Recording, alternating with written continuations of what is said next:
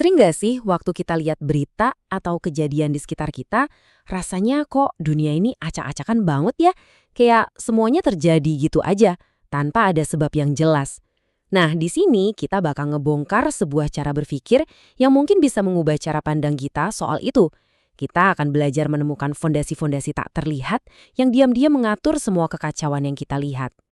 Oke, kita mulai dari pertanyaan mendasar ini deh. Coba pikirin sebentar. Apa iya sebuah peristiwa itu bisa terjadi benar-benar sendirian, tanpa tergantung sama apapun? Apakah yang namanya kekacauan itu murni, liar, dan sama sekali nggak punya aturan? Pertanyaan inilah yang bakal jadi pemandu kita buat menjelajahi sebuah ide yang seru banget. Kita mulai dari contoh yang paling kita kenal, efek domino. Cuma butuh satu sentuhan kecil di ujung, dan whoosh, seluruh barisan langsung roboh berurutan. Kelihatannya kan kayak reaksi berantai yang otomatis, yang begitu dimulai, nggak bisa dihentikan. Sekarang bayangin sesuatu yang lain. Sebuah pendulum logam yang berat digantung di langit-langit. Kita kasih satu dorongan aja, dia langsung bergerak liar, kayak menari-nari gitu. Pola gerakannya meliuk-liuk, dan rasanya mustahil banget buat ditebak atau diulang lagi. Ini tuh simbol sempurna dari sesuatu yang nggak bisa diprediksi. Dan yang paling puitis, efek kupu-kupu. Konon katanya, kepakan sayap seekor kupu-kupu di hutan Amazon, entah gimana caranya, bisa memicu badai tornado ribuan kilometer jauhnya. Sebuah ide di mana penyebab yang super kecil bisa menciptakan akibat yang luar biasa besar. Nah, ketiga gambaran ini, domino, pendulum, dan kupu-kupu kedengerannya keren banget kan? Tapi, ada tapinya nih, cerita ini tuh baru setengahnya. Nah, ini dia nih intinya.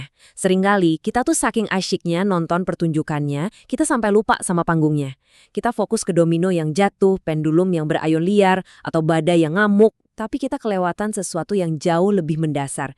Sesuatu yang justru memungkinkan semua itu terjadi. Ini kan asumsi kita selama ini ya. Kedengerannya logis banget. Satu pemicu, terus sisanya jalan sendiri. Proses yang rapi dan mandiri. Tapi coba kita lihat lebih dekat lagi deh, beneran mandiri gitu aja? Nah, ini dia momen pencerahannya. Kita begitu terpukau ngeliatin domino-domino itu jatuh, sampai kita lupa sama satu hal yang paling penting, lantainya.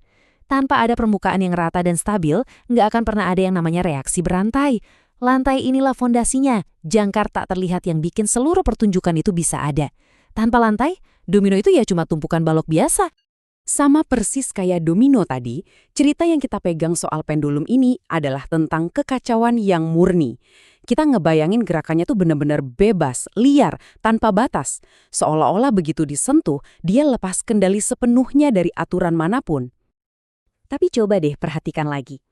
Kekacauan itu ternyata punya arena bermain yang jelas banget batasnya. Seliar apapun gerakannya, si pendulum gak akan pernah bisa bergerak lebih jauh dari panjang tali yang ngikat dia ke tiang penyangga. Pilar dan tali itulah jangkarnya. Mereka yang menentukan batas maksimal dari kekacauan yang bisa terjadi. Jadi ini bukan kekacauan tanpa batas, ini adalah kekacauan di dalam sebuah sistem. Ini gambaran populer yang sering banget kita dengar, yang seolah-olah menyederhanakan hubungan sebab akibat jadi sebuah cerita yang dramatis. Satu aktor super kecil, seekor kupu-kupu, dianggap punya kekuatan dahsyat buat mengubah cuaca di seluruh planet. Kenyataannya, ya jauh lebih rumit dan nggak sedramatis itu. Kalau kita cuma fokus ke si kupu-kupu, kita jadi abai sama miliaran faktor lain yang juga bekerja. Ada arus samudra, tekanan atmosfer, panas matahari, dan mungkin jutaan serangga lain yang juga lagi ngepakin sayapnya. Siapa tahu kan? Atmosfer itulah sistem raksasa yang memungkinkan efek itu terjadi, bukan si kupu-kupu sendirian. Kalau kita menyederhanakannya, bisa bahaya, karena kita jadi gampang menyalahkan satu penyebab kecil dan mengabaikan sistem yang lebih besar di baliknya. Oke, dari semua contoh tadi, kita bisa tarik satu benang merah. Sebuah kerangka berpikir yang kuat banget, yang menyatukan semuanya. Kita sebut saja ini prinsip jangkar. Jadi, apa sih prinsip jangkar itu? Gampangnya gini. Prinsip jangkar ini adalah soal mengenali panggung di balik pertunjukan. Di balik setiap kejadian yang kelihatannya independen, selalu ada sistem yang nopang dia. Di balik setiap kekacauan yang kelihatannya liar, selalu ada struktur yang ngasih dia batas. Inilah jangkar yang menahan realitas tetap pada tempatnya. Aturan main pertama dari prinsip ini tuh logis banget. Hasil akhir sebuah proses gak akan pernah bisa lebih besar dari total semua yang dimasukin ke dalamnya. Energi dari domino yang rubuh nggak mungkin melebihi energi potensial dari semua domino yang udah diberdiriin di atas lantai tadi. Simple. Aturan kedua yang sama pentingnya, apa yang terwujud atau yang terjadi nggak akan pernah bisa melampaui potensi yang udah ada dari awal. Ayunan pendulum, sekacau apapun, nggak bakal bisa melampaui potensi gerak yang udah ditentuin sama panjang talinya. Ini aturan main yang sangat mendasar. Terus kenapa ini semua penting banget buat kita? Soalnya, kalau kita gagal melihat jangkar ini, cara kita memahami dunia jadi keliru. Kita mulai percaya pada ilusi-ilusi kemandirian. Kita bisa terjebak dalam kesalahan berpikir, yakin banget sesuatu itu logis, padahal landasannya rapuh. Dan kita nggak sadar sama sekali.